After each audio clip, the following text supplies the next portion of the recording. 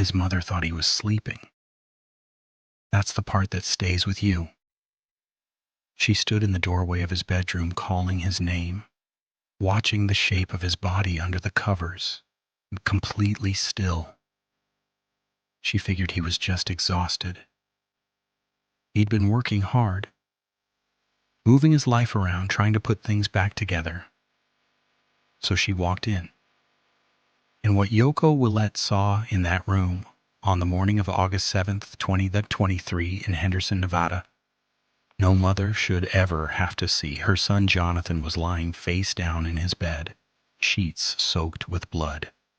And his head was gone. Not injured, not there, gone. Removed completely. The cut, according to first responders, was clean.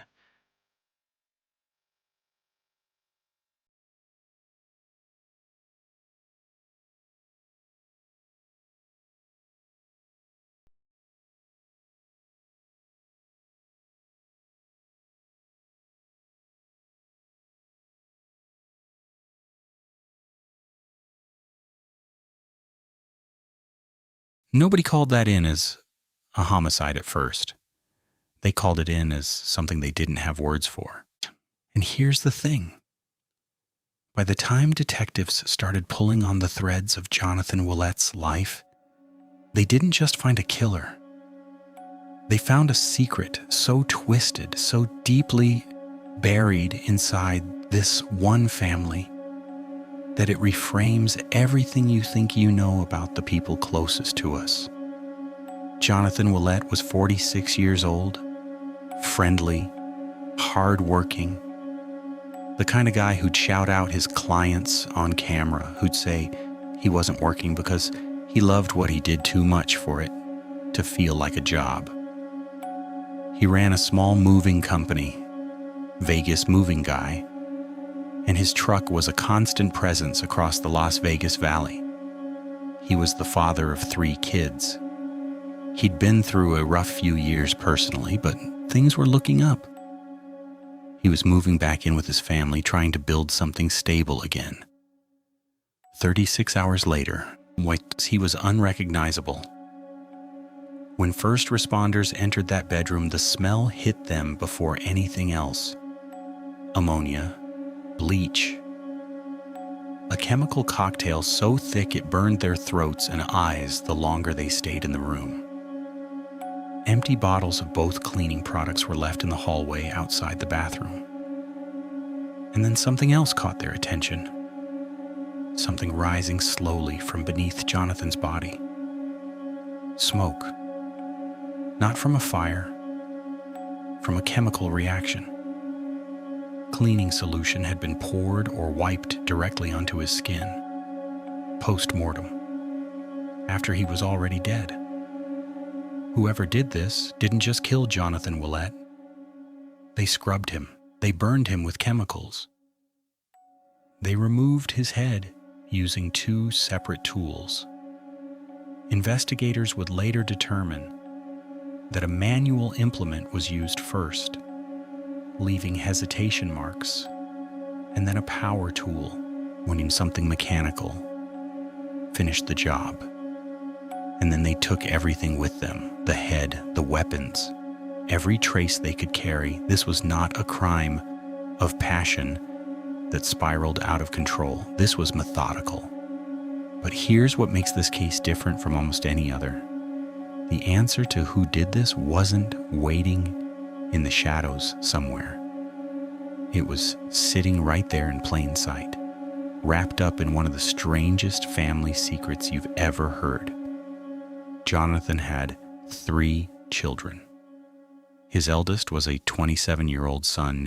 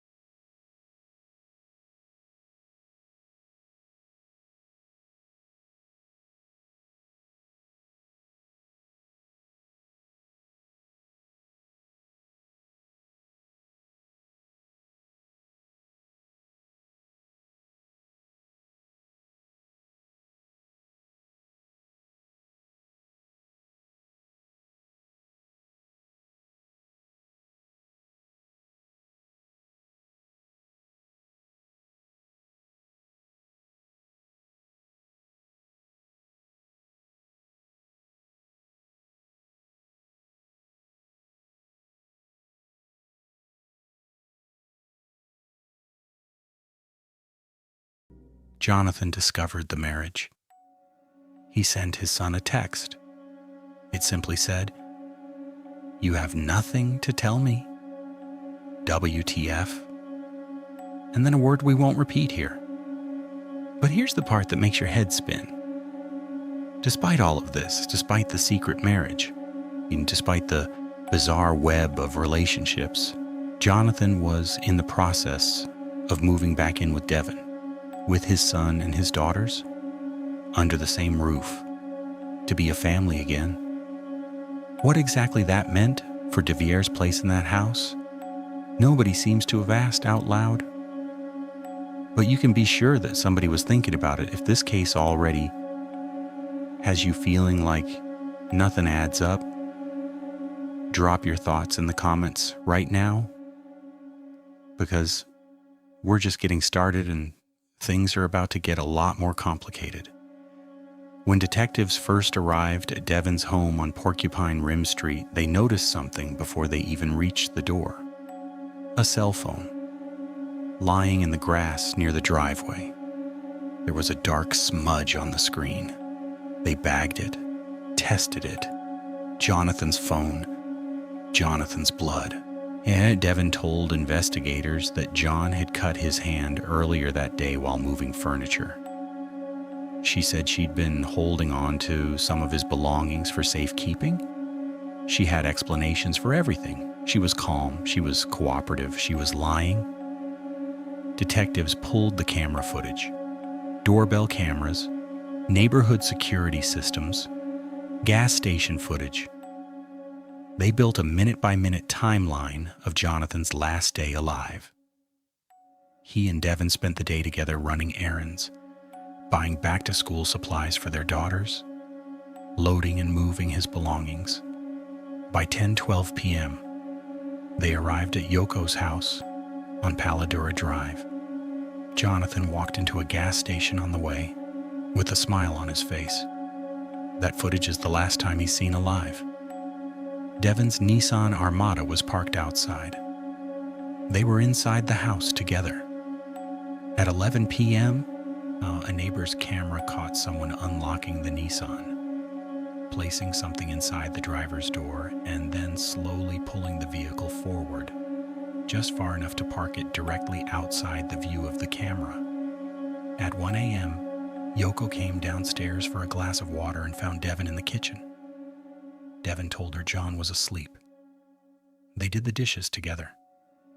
Devon showed no signs of distress. No blood visible, no panic. At 2:04 a.m., Devon left.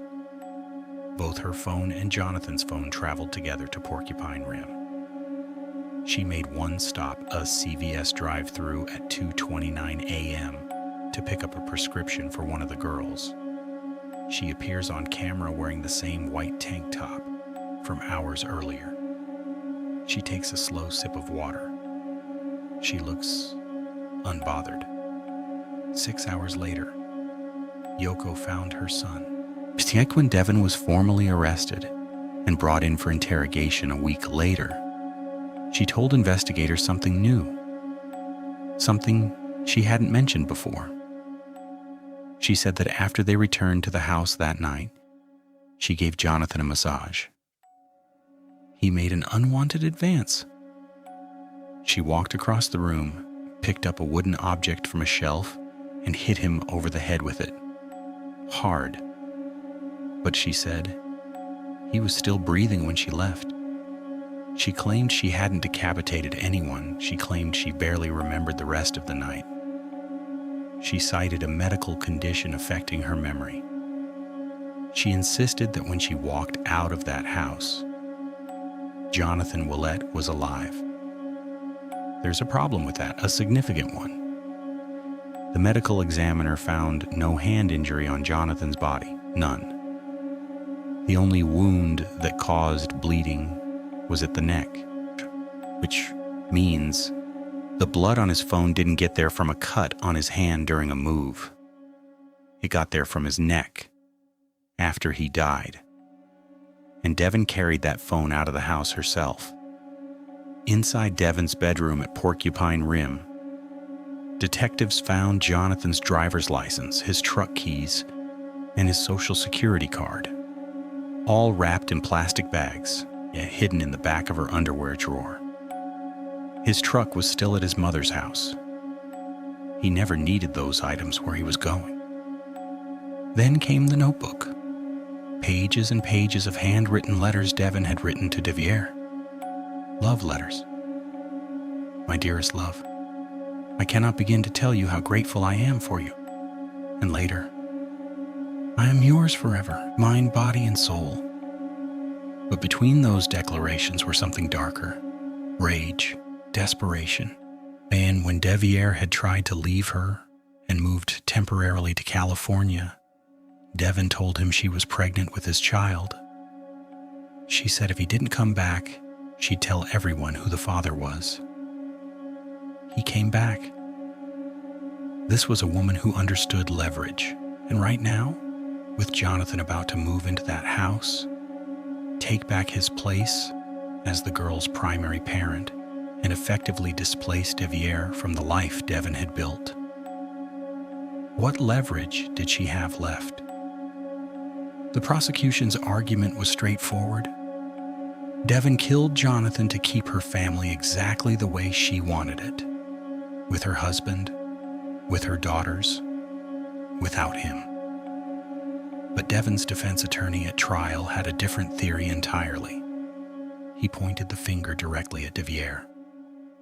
Think about it from the defense's perspective. Deviere was 27 years old and watching his father prepare to move into his home and take his wife's attention, his daughters, and his place in the family. The defense argued that no one who installs home security cameras for a living would be caught on one. He would know where every blind spot was. He could have left his phone at Porcupine Rim, slipped out undetected, driven 25 miles to his grandmother's house, done what he came to do, and driven back. They pointed to a footprint in the backyard at Paladura that was never analyzed against any suspect. They pointed to a butcher knife that Yoko's partner had been using the afternoon before the murder, and which went missing and was never recovered. They pointed to the fact that there was far less blood at the scene than anyone expected from a decapitation. It's suggesting Jonathan may have been killed and dismembered somewhere else entirely, then placed in the bed. And Yoko herself complicated the timeline. She told the grand jury she heard a loud noise and dogs barking around 3 a.m., which would have been after Devon's car left the property. But at trial, she estimated it was closer to 2 a.m. That difference matters a lot. Deviere took the stand, quiet, reserved, still legally married to Devon at the time of the trial. He testified that he loved his father, that they only argued when they worked together, that he was home with the girls all night, that he put them to bed and went to sleep himself. He said he would have been relieved if his father moved in and he got to leave. The prosecution pushed back hard. There were no texts, no calls, no contact between Deviere and his father, meaning he didn't know where his father was half the time. The camera covering the only road in and out of his neighborhood caught his white work truck, parked in front of the house all night. Nothing moved. And then the prosecutor said something that cut through every defense argument at once. What single piece of evidence suggests Deviere did this? Not one. The jury deliberated for less than 2 hours. Guilty. First-degree murder with use of a deadly weapon. Devon had rejected her plea deal, a life sentence with the possibility of parole after 15 years, because she wanted to prove her innocence in open court. She never testified. The evidence she promised would exonerate her was never produced. She stood before the judge after accepting the plea initially, and proclaimed she could prove everything. Muir then watched as the judge offered to withdraw the deal entirely and go to trial.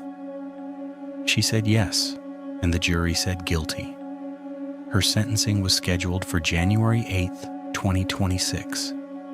She faces 51 years to life.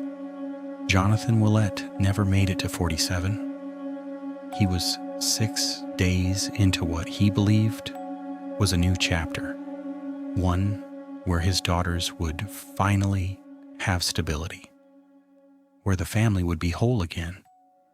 He had no idea what was waiting for him in that bedroom.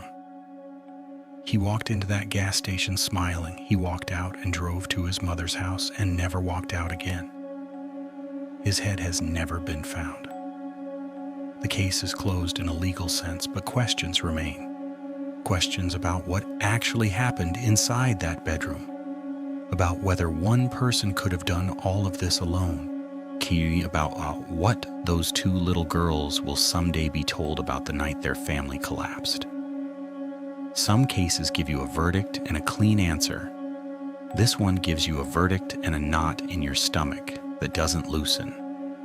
If this case pulled you in, subscribe, because every week we go deeper into the cases that leave you questioning not just who did it, but how well any of us really know the people sleeping under our roofs.